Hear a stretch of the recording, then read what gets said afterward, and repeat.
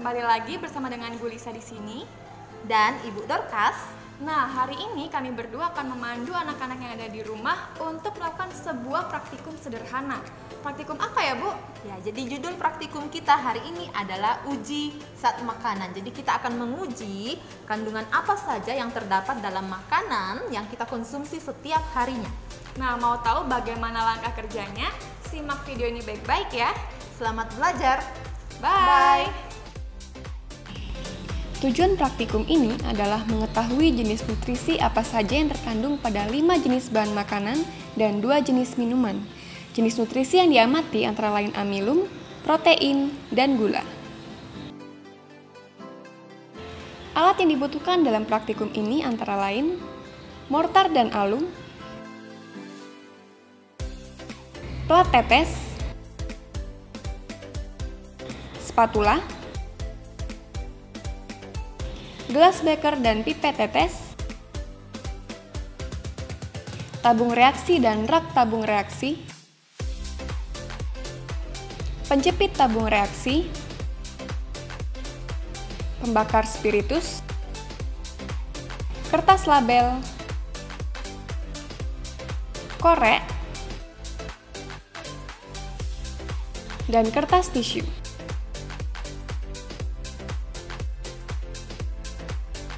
Bahan yang kita gunakan adalah 5 jenis bahan makanan, 2 minuman, dan 3 jenis reagen. Bahan makanan yang pertama adalah pisang. Minuman Sprite dan Coca-Cola, telur rebus, nasi, gula, biskuit, dan 3 macam reagen. Sebelum memulai kegiatan praktikum, buatlah 3 tabel berikut di bukumu dan catat hasil pengamatan pada tabel tersebut.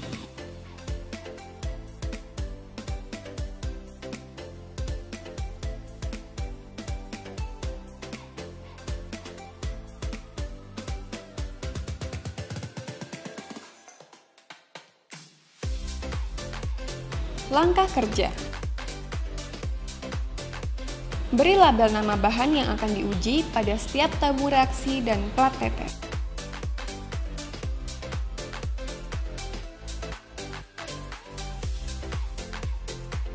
Haluskan biskuit, nasi, kuning telur, dan pisang menggunakan mortar dan alum.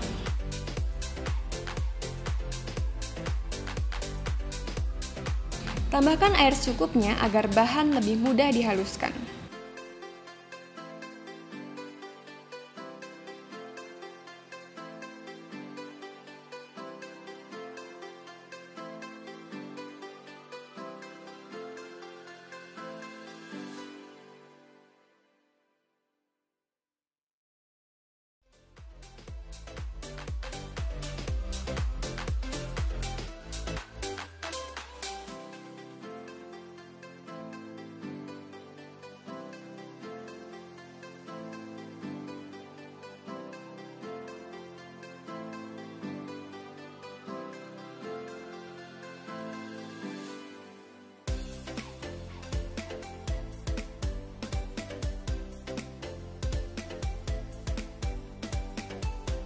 Setelah seperti ini, maka bahan sudah siap untuk kita lakukan uji bahan. Berikutnya, letakkan sampel pada plat tetes dan tabung reaksi.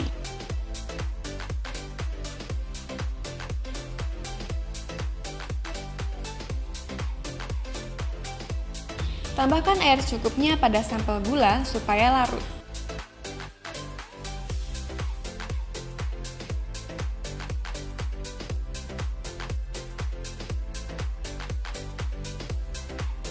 Letakkan sampel sesuai kertas label.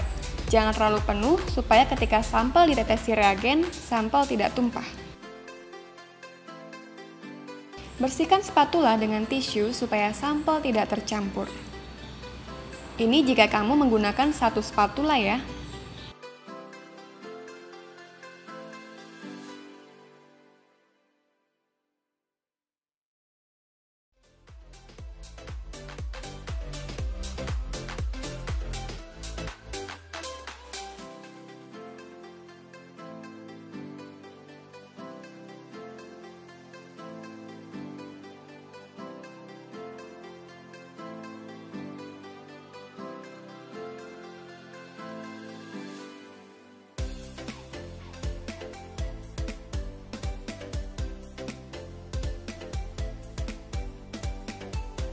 Letakkan sampel yang sama pada plat tetes kedua.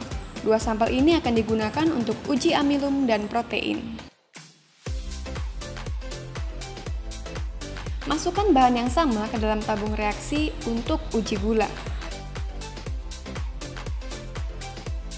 Uji amilum. Uji amilum dilakukan dengan menggunakan reagen Lugol. Jika sampel berwarna biru tua setelah ditetesi Lugol, maka sampel tersebut mengandung amilum. Masukkan 5 tetes Lugol ke dalam setiap sampel menggunakan pipet tetes. Setelah itu, aduk menggunakan spatula agar sampel dan reagen tercampur merata. Langkah ketiga, amati perubahan warna yang terjadi dan catat pada tabel hasil pengamatan.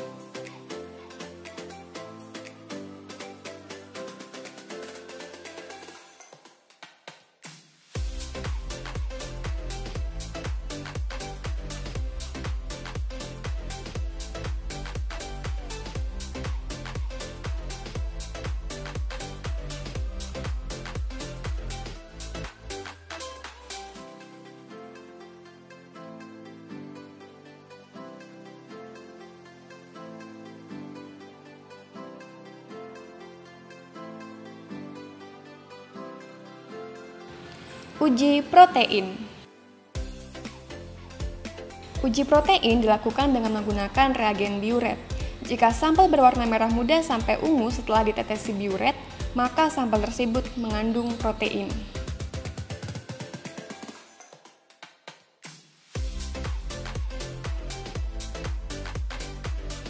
Berikut langkah kerjanya. Masukkan 5 tetes biuret ke dalam setiap sampel menggunakan pipet tetes. Aduk menggunakan spatula agar sampel dan reagen tercampur merata. Amati perubahan warna yang terjadi dan catat pada tabel hasil pengamatan.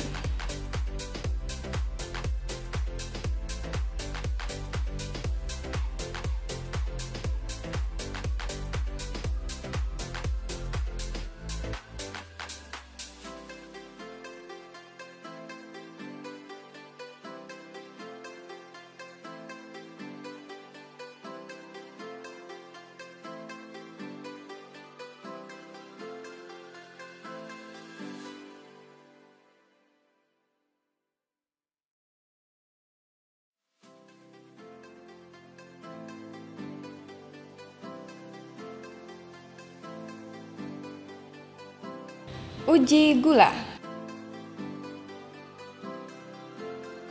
Uji gula dilakukan dengan menggunakan reagen Benedict.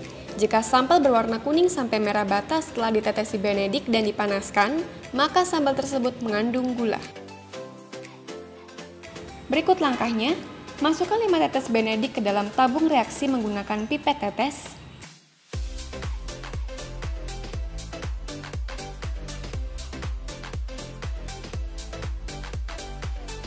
Goyangkan tabung reaksi agar sampel dan reagen tercampur.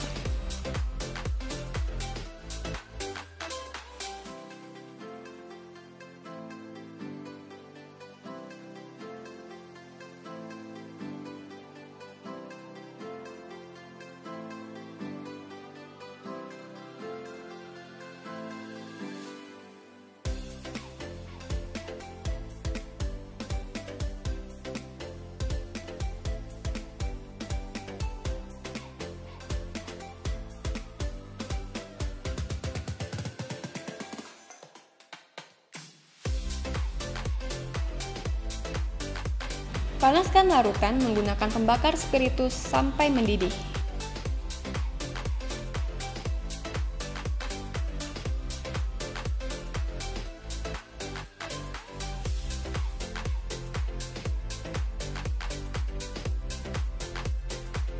Saat memanaskan larutan menggunakan tabung reaksi, pastikan mulut tabung reaksi tidak menghadap ke tubuh atau wajah seseorang, supaya jika larutan menguap bahkan menyembur tidak melukai kita atau orang lain.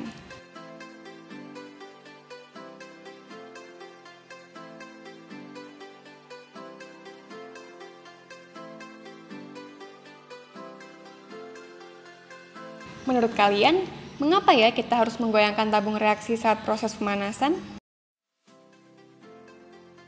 Ya, itu terjadi supaya setiap bahan boleh dipanaskan secara merata, sehingga mendidihnya pun merata.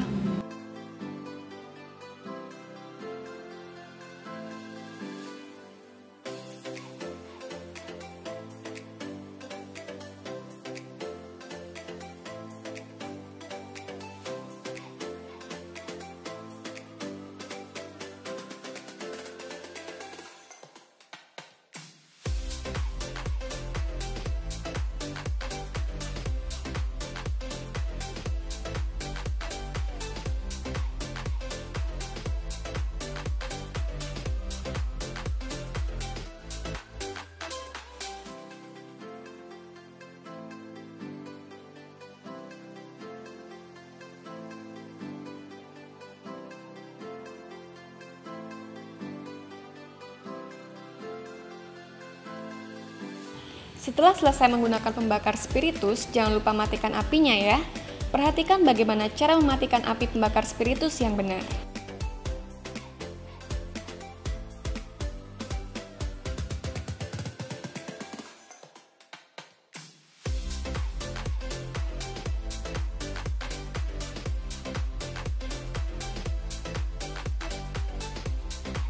Amati perubahan warna yang terjadi dan catat pada tabel hasil pengamatan.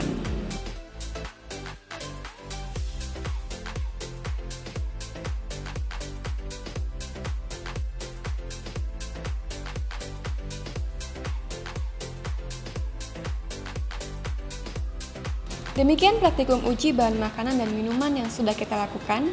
Jangan lupa kumpulkan tabel hasil pengamatan kalian ya. Sampai jumpa di kegiatan praktikum selanjutnya. God bless you!